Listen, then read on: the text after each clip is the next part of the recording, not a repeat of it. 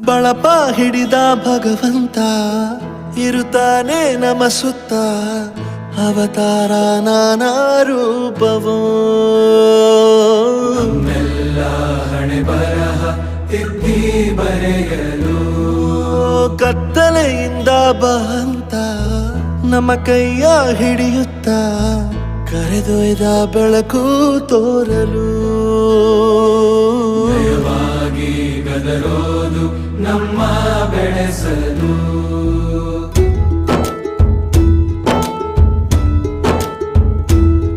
ಭಾಷೆ